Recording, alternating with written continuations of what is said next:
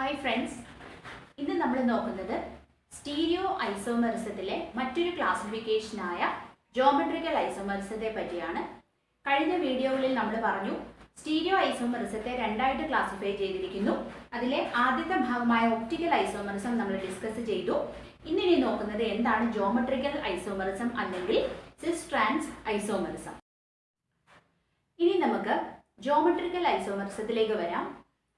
ഏതൊക്കെ കോമ്പൗണ്ടുകളാണ് geometrical isomerism കാണിക്കുന്നതെന്ന് നോക്കാം. നമ്മൾ എടുക്കുന്ന മോളിക്യൂളിന് ജോമെട്രിക്കൽ ഐസോമെറിസം കാണിക്കാൻ കഴിവ് വേണമെങ്കിൽ അതിന് രണ്ട് കണ്ടീഷൻസ് അല്ലെങ്കിൽ സാറ്റിസ്ഫൈ ചെയ്യണം. അത് ഏതൊക്കെയാണെന്ന് പറഞ്ഞാൽ, ഒന്നാമതായിട്ട് molecule should have the presence of a carbon carbon double bond. Double ബോണ്ടുകളുള്ള കോമ്പൗണ്ടുകളാണ് സാധാരണയായിട്ട് നമ്മൾ ജോമെട്രിക്കൽ ഐസോമെറിസത്തിലേക്ക് പറയുന്നത്. രണ്ടാമതായിട്ട് the groups attached to the carbon atoms in this double bond should be different. അതായത് നമ്മൾ പറഞ്ഞ ഡബിൾ ബോണ്ട് ഉള്ള കോമ്പൗണ്ടിൽ ഡബിൾ ബോണ്ടിലുള്ള രണ്ട് കാർബൺ ആറ്റത്തിലും ഉൾപ്പെടുന്ന ഗ്രൂപ്പുകൾ വ്യത്യാസമുള്ളതായിരിക്കണം, ഡിഫറൻ്റ് ആയിരിക്കണം. നോക്കിക്കേ, ഞാൻ ഈ എഴുതിയിരിക്കുന്നത് ഒരു ഡബിൾ ബോണ്ട് ഉള്ള ഒരു കോമ്പൗണ്ടാണ്. കാർബൺ കാർബൺ ഡബിൾ ബോണ്ട് ഒരെണ്ണമാണ് ഇതിലുള്ളത്. അപ്പം ഡബിൾ ബോണ്ടിലേക്ക് രണ്ട് ബോണ്ട് പോയത് കൊണ്ട് ഒരു കാർബണിന്റെ വാലൻസി 4 ആണെന്ന് നമുക്കറിയാം. ഈ കാർബണിനെ സംബന്ധിച്ച് രണ്ട് വാലൻസി ഡബിൾ ബോണ്ടിൽ പോയി, പിന്നുള്ള രണ്ട് വാലൻസി രണ്ട് ഗ്രൂപ്പുകൾ വരാം. ആ രണ്ട് ഗ്രൂപ്പുകൾ ഒന്ന് എയും ഒന്ന് ബിയും ആണ്. ഡബിൾ ബോണ്ടിന്റെ തൊട്ടപ്പുറത്തെ കാർബണിനെ പറ്റി ചിന്തിച്ചാൽ അവിടെയും ഇതുപോലെ തന്നെയാണ്. ഒരു ഗ്രൂപ്പ് എയും ഒരു ഗ്രൂപ്പ് ബിയും ആണ്. അപ്പം ഡിഫറെൻ്റ് ആയിട്ടുള്ള ഗ്രൂപ്പ്സ് അല്ലേ. അപ്പൊ ഈ രണ്ട് കണ്ടീഷൻസ് സാറ്റിസ്ഫൈ ചെയ്യുന്ന കോമ്പൗണ്ടുകൾ മാത്രമേ നമ്മൾ ജോമെട്രിക്കൽ ഐസോമെറിസത്തിലേക്ക് പറയുകയുള്ളൂ. അതായത് the molecule should have the presence of a carbon-carbon double bond or a ring structure. Then second one, the groups attached to the carbon atoms should be different. ഇനി നമുക്ക് geometrical ഐസോമെറിസത്തിന്റെ ക്ലാസിഫിക്കേഷനെ പറ്റി നോക്കാം. Geometrical ഐസോമെറിസത്തിന് പറയുന്ന മറ്റൊരു പേരാണ് സിസ് trans isomerism. അപ്പോൾ ആ പേരിൽ നിന്ന് നമുക്ക് കിട്ടും സിസ് എന്നും ട്രാൻസ് എന്നും രണ്ട് ഫോമുകൾ നമുക്കിതിൽ പറയാം. അപ്പോൾ ജോമെട്രിക്കൽ ഐസോമെറിസം കാണിക്കുന്ന മോളിക്യൂളുകൾ രണ്ട്, എപ്പോഴും നമ്മൾ ഐസോമെറിസം ഒരു പെയറാണ് പറയുന്നത്, രണ്ടുപേരെ ചേർത്താണ് പറയുന്നത്. അപ്പോൾ ജോമെട്രിക്കൽ ഐസോമെറിസത്തിലും രണ്ട് മോളിക്യൂൾസ് വരാം, അല്ലെങ്കിൽ രണ്ട് ആളുകൾ വരാം. ഈ രണ്ടാളുകളിൽ ഒരാളെ നമ്മൾ സിസ് ഫോം എന്നും മറ്റേ ആളെ നമ്മൾ ട്രാൻസ് ഫോം എന്നുമാണ് പറയുന്നത്. ഇനി എങ്ങനെയാണ് ഈ ഒരു ക്ലാസിഫിക്കേഷൻ വരുന്നതെന്ന് നോക്കാം. സിസ് എന്ന വാക്കിന് ഒരർത്ഥം കൊടുക്കുകയാണെങ്കിൽ സെയിം എന്നാണ് പറയുന്നത്. എന്നാൽ ട്രാൻസ് എന്ന് പറയുമ്പോൾ ഡിഫറെൻ്റ് എന്നൊരു മീനിങ് നിങ്ങൾ മനസ്സിലേക്ക് കൊണ്ടുവരിക. അപ്പോൾ നോക്കിക്കേ, എന്തുകൊണ്ടാണ് ഈ സെയിം എന്ന് പറയാൻ അല്ലെങ്കിൽ സിസ് എന്ന് വിളിക്കുന്നത് എപ്പോഴാണ്? നമ്മൾ എടുക്കുന്ന ഡബിൾ ബോണ്ടിന്റെ രണ്ട് കാർബൺ ആറ്റങ്ങളിലെ ഗ്രൂപ്പ്സ് നിങ്ങൾ ശ്രദ്ധിക്കുക. ഒരുപോലെയുള്ള ഗ്രൂപ്പുകൾ ഒരു സൈഡിലാണ് വരുന്നതെങ്കിൽ അതിനെ നമ്മൾ സിസ് ഫോം എന്ന് പറയും. നോക്കിക്കേ, ഞാൻ ഈ പറഞ്ഞിരിക്കുന്ന എക്സാമ്പിളിൽ ഇതാണ് നമ്മളുടെ കാർബൺ കാർബൺ ഡബിൾ ബോണ്ട്. അതിലുള്ള രണ്ട് കാർബൺ ആറ്റങ്ങളാണ്, ഒന്ന് ഇതും ഒന്ന് ഈ കാർബണും. അപ്പം ഗ്രൂപ്പ്സ് ശ്രദ്ധിച്ച് ഡിഫറെൻ്റ് അല്ലേ, ഒന്ന് എയും ഒന്ന് ബിയും. ഈ കാർബണിലും എയും ബിയും. അപ്പം ഫസ്റ്റ് കാർബണിലെ എയും സെക്കൻഡ് കാർബണിലെ എ എന്ന ഗ്രൂപ്പും, അതായത് സിമിലർ ഗ്രൂപ്പ്സ് ഒരു സൈഡിലല്ലേ. നമ്മൾ ഇതൊരു പ്ലെയിൻ ആയിട്ട് എടുത്താൽ മുകൾ വശത്താണ് ഈ രണ്ട് ഗ്രൂപ്പ്സ്. അപ്പൊ നമുക്ക് പറയാം the same groups lie on the same side and this form is the cis form. ഒരേ സൈഡിലായതുകൊണ്ട് അത് സിസ് ഫോം എന്ന് പറയും. ഇത് നമ്മൾ പാരലായിട്ട് ഹൊറിസോണ്ടലായിട്ട് ഇരിക്കുന്ന ഒരു സ്ട്രക്ചറാണ് ഞാൻ ഈ വരച്ചിരിക്കുന്നത്. എന്നാൽ ചില ടെക്സ്റ്റുകളിൽ ഇങ്ങനെ വെർട്ടിക്കലായിട്ട് ഡബിൾ ബോണ്ടിനെ നിർത്തിയുള്ള സ്ട്രക്ചർ കൊടുക്കാറുണ്ട്. അപ്പോൾ നിങ്ങൾക്ക് കൺഫ്യൂഷൻ ആവരുത്. നോക്കിക്കേ, അവിടെ എങ്ങനെയാണ് സിസ് ഫോം പറയുന്നത്? ഇതാണ് നമ്മളെ ഡബിൾ ബോണ്ട്, രണ്ട് കാർബൺ, ഈ കാർബണിലെ എയും ഈ കാർബണിലെ എയും, അതായത് ഒരുപോലുള്ള സിമിലർ ഗ്രൂപ്പ്സ് ഒരു സൈഡിലാണോ എന്ന് മാത്രം നിങ്ങൾ ചെക്ക് ചെയ്യുക. അപ്പോൾ ഈ ഒരു കേസിൽ ഇത് രണ്ടും ഒരു വശത്താണ്. അപ്പോൾ ഇതതിൻ്റെ സിസ് ഫോം ആണ്. അങ്ങനെയാണെങ്കിൽ ട്രാൻസിനെ പറ്റി ചിന്തിച്ചേ. ട്രാൻസ് എന്ന് പറയുമ്പോൾ similar groups will lie on different side അല്ലെങ്കിൽ ഓപ്പോസിറ്റ് സൈഡ്സ്. അപ്പൊ നോക്കിക്കേ, ഈ ഒരു എക്സാമ്പിളിൽ ഈ കാർബണിലെ എ ഇവിടെയാണ്, ഈ കാർബണിലെ എ ഇവിടെയാണ്. ബി ആണെങ്കിലും ഡയഗണൽ ആയിട്ട് ഓപ്പോസിറ്റ് സൈഡിലാണ് ഓക്കുപ്പൈ ചെയ്യുന്നത്. അപ്പൊ this form is the trans form. Similar groups lie on different side അല്ലെങ്കിൽ ഓപ്പോസിറ്റ് സൈഡ്സ്. ഇനി ഇത് നമ്മൾ വെർട്ടിക്കലായിട്ട് നിർത്തിയുള്ള ഒരു ഓറിയന്റേഷൻ ആണ് കാണിച്ചിരിക്കുന്നത്. നോക്കിക്കേ, ഈ കാർബണിലെ എ ഇവിടെ, ദെൻ തൊട്ടടുത്ത കാർബണിലെ എ ഇവിടെ. അപ്പൊ ഇതൊരു ഓപ്പോസിറ്റ് ഓറിയന്റേഷൻ അല്ലേ. ഇതാണ് ട്രാൻസ്, ഇതാണ് സിസ്. അപ്പോൾ എനിക്ക് ഈ രണ്ട് മോളിക്യൂൾസിനും കൂടെ ചേർത്താണ് ഞാൻ ജോമെട്രിക്കൽ ഐസോമേഴ്സ് എന്ന് പറയുന്നത്. ഒരു ഫോം സിസും മറ്റേ ഫോമിനെ ഞാൻ ട്രാൻസ് ഫോം എന്ന് പറയും. അതുകൊണ്ടാണ് ജോമെട്രിക്കൽ ഐസോമറിസത്തിനെ സിസ് ട്രാൻസ് ഐസോമറിസം എന്നും പറയുന്നത്. ഇനി നമ്മൾ നോക്കുന്നത് ജോമെട്രിക്കൽ ഐസോമറിസത്തിന്റെ എക്സാമ്പിൾ ആണ് ബ്യൂട്ടേൻ ഡയോയിക് ആസിഡ് എന്ന കോമ്പൗണ്ട് എടുക്കുക. ഇതൊരു ജോമെട്രിക്കൽ ഐസോമറിസം കാണിക്കുന്ന കോമ്പൗണ്ട് ആണ്. അപ്പോൾ അതിന്റെ സ്ട്രക്ചർ എനിക്ക് ഇങ്ങനെ വരയ്ക്കാം. ജോമെട്രിക്കൽ ഐസോമറിസം കാണിക്കുമ്പോൾ അതിന്റെ അർത്ഥം അതിൽ തന്നെ രണ്ട് ഫോംസ് വരാം, ഒന്ന് സിസ് എന്നും ട്രാൻസ് എന്നും. നോക്കിക്കേ, ഇതാണ് അതിന്റെ സിസ് ഫോം. സിസ് ഫോം എന്ന് പറയുമ്പോൾ നമ്മൾ എടുക്കുന്ന കാർബൺ കാർബൺ ഡബിൾ ബോണ്ടിന്റെ രണ്ട് ഗ്രൂപ്പ്സിൽ ഒന്ന് ഹൈഡ്രജനും ഒന്ന് COOH ആണ്. അപ്പം ഈ രണ്ട് സ്ട്രക്ചേഴ്സിൽ ഹൈഡ്രജനും COOHും ഒരേ സൈഡിലാണെങ്കിൽ, ഇപ്പം നമ്മുടെ ഈ ഡബിൾ ബോണ്ടിന്റെ ഇങ്ങനെ ഒരു പ്ലെയിൻ എടുത്താൽ രണ്ട് ഹൈഡ്രജനും മുകൾ വശത്തും COOH രണ്ടും താഴെ ഭാഗത്തുമാണ്. അപ്പം സെയിം സൈഡിലാണ് സിമിലർ ഗ്രൂപ്പ്സ് ഒക്കുപ്പൈ ചെയ്യുന്നത്. അതുകൊണ്ട് ഈ ഫോമിനെ ബ്യൂട്ടേൻ ഡയോയിക് ആസിഡിന്റെ സിസ് ഫോം എന്ന് പറയും. ഇതിനെ തന്നെ നമ്മൾ പറയുന്ന ഒരു പേരാണ് മലീക് ആസിഡ്. ഇനി ബ്യൂട്ടേൻ ഡയോയിക് ആസിഡിന്റെ മറ്റൊരു സ്ട്രക്ചറാണ് ഞാൻ എഴുതിയിരിക്കുന്നത്. അതിന്റെ പ്രത്യേകത സിമിലർ ഗ്രൂപ്പ്സ് ഓപ്പോസിറ്റ് സൈഡിലാണ് ഒക്കുപ്പൈ ചെയ്യുന്നത്. അതായത് അതിന്റെ ട്രാൻസ് ഫോം ആണ്. അതിന് നമ്മൾ പറയുന്ന പേരാണ് ഫ്യൂമാറിക് ആസിഡ്. ഇപ്പോൾ ബ്യൂട്ടേൻ ഡയോയിക് ആസിഡിന്റെ ജോമെട്രിക്കൽ ഐസോമറിസം ഉള്ള രണ്ട് ഫോംസ് അല്ലെങ്കിൽ സിസ് ട്രാൻസ് ഫോമുകളെയാണ് നമ്മൾ മലീക് ആസിഡ് എന്നും ഫ്യൂമാറിക് ആസിഡ് എന്നും പറയുന്നത്. മലീക് ആസിഡിൽ സിമിലർ ഗ്രൂപ്പ്സ് സിമിലർ സൈഡിൽ ഒരേ സൈഡിൽ ഒക്കുപ്പൈ ചെയ്യും.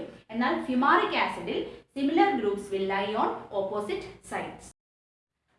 ഇനി നമുക്ക് സിസ് ട്രാൻസ് ഐസോമേഴ്സിന്റെ ക്യാരക്ടറിസ്റ്റിക്സ് അല്ലെങ്കിൽ ഡിസ്റ്റിങ്ക്വിഷിംഗ് മെത്തേഡ്സ് അവയെ നമുക്ക് എങ്ങനെ വേർതിരിച്ചറിയാം എന്നുള്ളതിനെ പറ്റി നോക്കാം. സിസ് ഐസോമേഴ്സിനെ നമ്മൾ ഇങ്ങനെയാണ് റെപ്രസെന്റ് ചെയ്യുന്നത്. ട്രാൻസ് ഐസോമേഴ്സിനെ ഈ രീതിയിൽ റെപ്രസെന്റ് ചെയ്യും. നോക്കിക്കേ, സിസ് ഐസോമേഴ്സിന്റെ സ്ട്രക്ചറിന്റെ പ്രത്യേകത അതൊരു അൺസിമെട്രിക്കൽ ഫോം ആണ്. അതായത് നമ്മളൊരു സോളിഡ് ലാറ്റിസിലേക്ക് ഈ ഓരോ കോമ്പൗണ്ടുകളെയും ചേർത്ത് വെക്കുമ്പോൾ ഇതിനിടയ്ക്ക് ഒരുപാട് സ്ഥലം മിസ്സായി പോകും അല്ലെങ്കിൽ വേക്കൻ്റ് ആയിട്ട് കിടക്കും. അപ്പോൾ അതൊരു അൺസിമെട്രിക്കൽ ഫോം എന്നാണ് പറയുന്നത്. എന്നാൽ ട്രാൻസ് ഫോംസിന്റെ പ്രത്യേകത ഇവയുടെ സ്ട്രക്ചറൽ പെക്യൂലിയാരിറ്റി കാരണം ഒരു നമ്മളുടെ ക്രിസ്റ്റൽ സ്ട്രക്ചറിന്റെ അറേഞ്ച്മെന്റിലേക്ക് പോകുമ്പോൾ പെർഫെക്റ്റ് ആയിട്ടുള്ള ഒരു അറേഞ്ച്മെന്റ് അല്ലെങ്കിൽ നഷ്ടപ്പെട്ടു പോകുന്ന സ്പേസുകൾ സ്ഥലത്തിന്റെ എമൗണ്ട് വളരെ കുറവാണ്.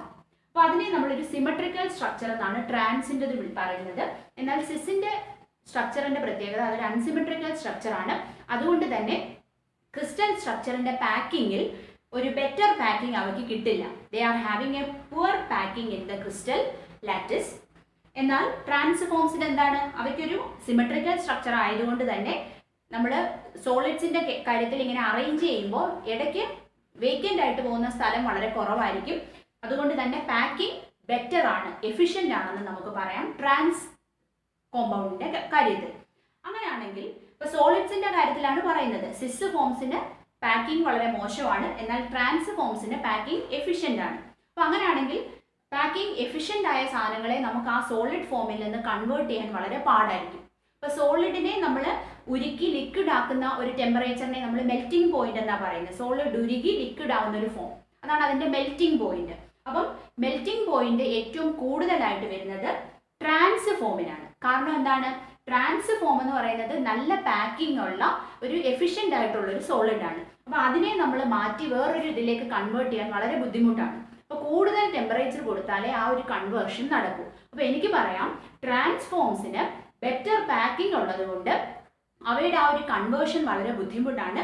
High temperature is needed. അല്ലെങ്കിൽ ആ ഒരു കൺവേർഷൻ നമ്മൾ കൊടുക്കുന്ന ടെമ്പറേച്ചറിനെയാണ് മെൽറ്റിംഗ് പോയിന്റ് എന്ന് പറയുന്നത്, ആ ഒരു ഉരുകുന്ന ടെമ്പറേച്ചർ. അപ്പോൾ മെൽറ്റിംഗ് പോയിന്റ് കൂടുതൽ ആർക്കാണ്, ട്രാൻസ് ഫോമിന്. അങ്ങനെയാണെങ്കിൽ സിസ് ഫോമിന് എന്താ, സിസ് ഫോമിന്റെ പാക്കിംഗ് എഫിഷ്യൻ്റ് അല്ല. അതുകൊണ്ട് ആ സോളിഡ്സ് അതിൻ്റെ ആ ഒരു ക്രിസ്റ്റൽ സ്ട്രക്ചർ അത്ര സ്റ്റേബിൾ അല്ലെന്ന് പറയാം. പെട്ടെന്ന് തന്നെ എനിക്ക് അതിനെ വേറൊരു ഫോമിലേക്ക് കൺവേർട്ട് ചെയ്യാം. അപ്പോൾ കുറച്ച് ടെമ്പറേച്ചർ കൊടുത്താൽ മതി. അതുകൊണ്ട് തന്നെ അതിൻ്റെ മെൽറ്റിംഗ് പോയിന്റ് എന്തായിരിക്കും, കുറവായിരിക്കും. സിസ് ഫോമിന്റെ മെൽറ്റിംഗ് പോയിന്റ് കുറവും എന്നാൽ ട്രാൻസ് ഫോമിന്റെ മെൽറ്റിംഗ് പോയിന്റ് കൂടുതലും ആയിരിക്കും. അപ്പോൾ ഈ രണ്ട് കാര്യങ്ങൾ മെൽറ്റിംഗ് പോയിന്റിലുള്ള വ്യത്യാസം വഴി നമുക്ക് തന്നിരിക്കുന്ന കോമ്പൗണ്ട് സിസ് ആണോ ട്രാൻസ് ആണോ എന്ന് ഐഡന്റിഫൈ ചെയ്യാം. ഒന്നാമത്, അതായത് മെൽറ്റിംഗ് പോയിന്റ് കുറഞ്ഞ സാധനം സിസും മെൽറ്റിംഗ് പോയിന്റ് കൂടിയ ആൾ ട്രാൻസും ആയിരിക്കും. ഇനി മറ്റൊരു പ്രത്യേകത ഡൈപോൾ മൊമെന്റിന്റെ കാര്യത്തിലാണ്. ഡൈപോൾ മൊമെന്റ് എന്ന് പറയുമ്പോൾ നോക്കിക്കേ, അതും നമ്മുടെ ഈ അറേഞ്ച്മെന്റുമായിട്ട് ബന്ധപ്പെട്ടാണ് ഇരിക്കുന്നത്. സിസ് ഫോമിന്റെ പ്രത്യേകത സിമിലർ ഗ്രൂപ്പ്സ് ഒരേ സൈഡിലാണ്. അപ്പൊ നമ്മൾ അതിന്റെ ഡൈപോൾ മൊമെന്റ് കാൽക്കുലേറ്റ് ചെയ്യുമ്പോൾ ഇപ്പൊ ഈ രണ്ട് ഗ്രൂപ്പ്സിന്റെ കാര്യത്തിൽ ഇത് ഈ ഒരു ഡയറക്ഷനിൽ ഓറിയന്റ് ചെയ്യും, ഇത് ഇതിലേക്ക്. അപ്പൊ നമ്മൾ നെറ്റ് റിസൾട്ട് നോക്കുമ്പോൾ സിസ് ഫോംസിന് ഡൈപോൾ മൊമെന്റ് ഉണ്ട്. It is not equal to 0 for cis form. ട്രാൻസ്ഫോമിന്റെ പ്രത്യേകത എന്താ? ഈ ഒരു ബോണ്ടിന്റെ ഡൈപോൾ മൊമെന്റ് ഒരിടത്തേക്ക് ഓറിയന്റ് ചെയ്യും, ദെൻ അതിന്റെ ഇക്വലന്റ് ബോണ്ട് ഇവിടെയാണ്, അത് ഓപ്പോസിറ്റ് ഡയറക്ഷനിലാണ് ഓറിയന്റ് ചെയ്തിരിക്കുന്നത്. നമ്മൾ നെറ്റ് റിസൾട്ട് എടുക്കുമ്പോൾ ഇത് രണ്ടും ഈ രണ്ട് വെക്ടേഴ്സും ക്യാൻസൽ ആയി പോവും. ട്രാൻസ്ഫോമിന് ഡൈപോൾ മൊമെന്റ് ഇല്ല. They have no dipole moment. ഇത് അതിന്റെ അറേഞ്ച്മെന്റിലുള്ള പ്രത്യേകത കൊണ്ട് വരുന്നതാണ് ഈ ഡൈപോൾ മൊമെന്റ്. അപ്പൊ നമ്മളുടെ കയ്യിൽ ഇരിക്കുന്ന മോളിക്യൂളിന് ഡൈപോൾ മൊമെന്റ് ഇല്ല എങ്കിൽ എനിക്ക് ഉറപ്പായിട്ടും പറയാം അത് ട്രാൻസ്ഫോം ആണ്. ഡൈപോൾ മൊമെന്റ് ഉള്ള ഒരു കോമ്പൗണ്ടാണ് അല്ലെങ്കിൽ കൂടിയ വാല്യൂ ഉള്ള ഒരു കോമ്പൗണ്ടാണ് എനിക്ക് കിട്ടുന്നതെങ്കിൽ അത് അതിന്റെ സിസ് ഫോം ആയിരിക്കും. ഇനി ഡൈപോൾ മൊമെന്റുമായിട്ട് ബന്ധപ്പെട്ട് പൊളാരിറ്റിയുമായിട്ട് ബന്ധപ്പെട്ട് പറയുന്ന ഒരു ടേമാണ് ബോയിലിംഗ് പോയിന്റ് എന്നുള്ളത്. ബോയിലിംഗ് പോയിന്റ് എപ്പോഴും വരുന്നത് പോളാർ കോമ്പൗണ്ടുകൾക്കാണ്. അങ്ങനെയുള്ള സാധനങ്ങൾക്ക് ബോയിലിംഗ് പോയിന്റ് കൂടുതലായിരിക്കും. അപ്പൊ നമ്മൾ ഈ പറഞ്ഞ രണ്ട് കേസിൽ സിസിന് ഡൈപോൾ മൊമെന്റ് ഉണ്ട്, ട്രാൻസിന് ഇല്ല. അപ്പോൾ ഡൈപോൾ മൊമെന്റ് ഉള്ള ആൾക്കായിരിക്കും ബോയിലിംഗ് പോയിന്റ് കൂടുതൽ. അപ്പോൾ ആർക്കായിരിക്കും? സിസ് ഫോമിന് ബോയിലിംഗ് പോയിന്റ് കൂടുതലും ട്രാൻസ്ഫോമിന് ബോയിലിംഗ് പോയിന്റ് കുറവും ആയിരിക്കും. ബോയിലിംഗ് പോയിന്റ് മെൽറ്റിംഗ് പോയിന്റ് നിങ്ങൾ തെറ്റിക്കരുത്, അല്ലെ തിരിഞ്ഞു പോകരുത്. മെൽറ്റിംഗ് പോയിന്റിന്റെ കേസിൽ ട്രാൻസ്ഫോമിന് മെൽറ്റിംഗ് പോയിന്റ് കൂടുതൽ, ബോയിലിംഗ് പോയിന്റ് എടുത്താൽ സിസ് ഫോമിനാണ് ബോയിലിംഗ് പോയിന്റ് കൂടുതൽ. ഇനി നമുക്ക് സിസ് ട്രാൻസ്ഫോമുകളുടെ സ്റ്റെബിലിറ്റിയെ പറ്റി നോക്കാം. ഞാൻ ഈ എഴുതിയിരിക്കുന്നത് മലീക് ആസിഡും ഫ്യൂമാറിക് ആസിഡും ആണ്. അപ്പോൾ മലീക് ആസിഡ് സിസ് ഫോം ആണെന്നും ഫ്യൂമാറിക് ആസിഡ് ട്രാൻസ്ഫോം ആണെന്നും നിങ്ങൾക്കറിയാം.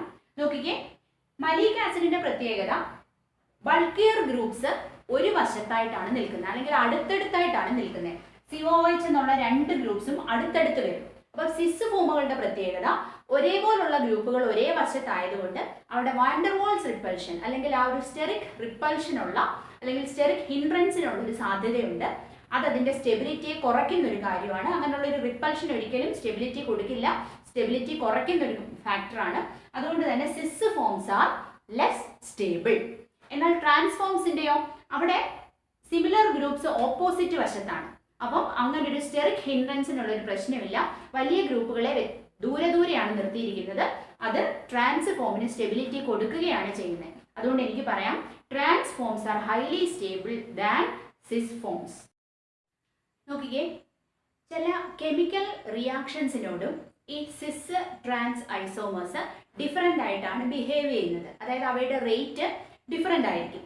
അങ്ങനെയുള്ള ചില റിയാക്ഷൻസ് നടത്തിയാൽ നമ്മുടെ കയ്യിലുള്ള കോമ്പൗണ്ട് സിസ് ആണോ ട്രാൻസ് ആണോ എന്ന് നമുക്ക് പെട്ടെന്ന് ഐഡന്റിഫൈ ചെയ്യാം. നോക്കിക്കേ, ഞാൻ ഈ പറയുന്ന എക്സാമ്പിൾ ആൻഹൈഡ്രൈഡ് ഫോർമേഷൻ ആണ്. നമ്മൾ എടുക്കുന്ന എക്സാമ്പിൾ മലീക് ആസിഡും ഫ്യൂമാറിക് ആസിഡും തന്നെയാണ്. മലീക് ആസിഡ് എന്ന സിസ് ഫോമും ഫ്യൂമാറിക് ആസിഡ് എന്ന ട്രാൻസ് ഫോമും. ഞാൻ ഇത് അതിന്റെ വെർട്ടിക്കൽ രീതിയിൽ എഴുതിയിട്ടുള്ള ഒരു സ്ട്രക്ചറാണ് ഈ കാണിച്ചിരിക്കുന്നത്. അപ്പോൾ ഇതാണ് മലീക് ആസിഡ്. നോക്കിയേ, മലീക് ആസിഡ് 100 ഡിഗ്രി സെൽഷ്യസിൽ ചൂടാക്കുമ്പോൾ സംഭവിക്കുന്നത് എന്താ? ഇതിന്റെ സ്ട്രക്ചറിൽ നിന്ന് ഒരു വാട്ടർ മോളിക്യൂൾ എലിമിനേറ്റ് ആവും. OHും Hും കൂടെ ചേർന്ന് വാട്ടർ ആയിട്ട് എലിമിനേറ്റ് ഔട്ട് ചെയ്തിട്ട് നമുക്ക് കിട്ടുന്ന ആ ഒരു ക്ലോസ്ഡ് ഫോം അല്ലെങ്കിൽ റിംഗ് സ്ട്രക്ചറിനെയാണ് നമ്മൾ ആൻഹൈഡ്രൈഡ് എന്ന് വിളിക്കുന്നത്. നമ്മുടെ കോമ്പൗണ്ടിൽ നിന്ന് വാട്ടർ പോയി കഴിയുമ്പോൾ കിട്ടുന്ന റിംഗ് സ്ട്രക്ചറാണ് ആൻഹൈഡ്രൈഡ്. അപ്പം സിസ് ഫോമായ മലീക് ആസിഡിന്റെ സ്ട്രക്ചറൽ പ്രത്യേകത കാരണം പെട്ടെന്ന് തന്നെ വാട്ടർ എലിമിനേഷൻ നടക്കും. COH രണ്ടും ഒരേ വശത്തായതുകൊണ്ട് Hും OHൂടെ പെട്ടെന്ന് വാട്ടർ ആയിട്ട് മാറി അത് നമ്മുടെ ഗ്രൂപ്പിൽ നിന്ന് വിട്ടുപോവുകയും ആൻഹൈഡ്രൈഡ് വളരെ പെട്ടെന്ന് ഉണ്ടാവുകയും ചെയ്യും. എന്നാൽ ഫ്യൂമാറിക് ആസിഡ് അതായത് ട്രാൻസ് ഫോമിലേക്ക് വന്നാൽ COH രണ്ടും ഓപ്പോസിറ്റ് വശത്താണ്. അപ്പോൾ ഒരിടത്തു നിന്നുള്ള OHും മറ്റേ COHൽ നിന്നുള്ള Hും കൂടെ പെട്ടെന്ന് വാട്ടർ ആയിട്ട് മാറാൻ ബുദ്ധിമുട്ടാണ്. അപ്പോൾ നമ്മൾ ഹൈ ടെമ്പറേച്ചർ ആയ 240 ഡിഗ്രി സെൽഷ്യസ് കൊടുത്താൽ മാത്രമേ ആൻഹൈഡ്രൈഡ് ഫോർമേഷൻ നടക്കുകയുള്ളൂ. ശ്രദ്ധിക്കുക, 240 ഡിഗ്രി സെൽഷ്യസ് കൊടുക്കുമ്പോൾ സംഭവിക്കുന്നത് ഈ ട്രാൻസ് ഫോം സിസ് ഫോമിലേക്ക് കൺവേർട്ട് ചെയ്ത് ആ COH ദൂരെ ഇരുന്ന COHും കൂടെ അടുത്തോട്ട് വന്ന് അങ്ങനെ അഡ്ജസന്റ് ആയിട്ട് വരുമ്പോൾ മാത്രമേ വാട്ടർ എലിമിനേഷൻ നടക്കുകയുള്ളൂ. അതുകൊണ്ടാണ് നമ്മൾ ഈ ഒരു ഹൈ ടെമ്പറേച്ചർ കൊടുക്കേണ്ടതായിട്ട് വരുന്നത്. ഇങ്ങനെ ഒരു ഇന്റർ കൺവേർഷൻ നടന്നതിന് ശേഷം മാത്രമേ ആൻഹൈഡ്രൈഡ് ഫോർമേഷൻ നമ്മുടെ ട്രാൻസിന്റെ കാര്യത്തിൽ നടക്കുന്നുള്ളൂ. അപ്പം മലീക് ആസിഡിന്റെ കാര്യത്തിൽ ലോ ടെമ്പറേച്ചർ ആയ 100 degree Celsius is sufficient for the formation of anhydride. while for fumaric acid, a high temperature of 240 degrees Celsius is needed for having the anhydride formation.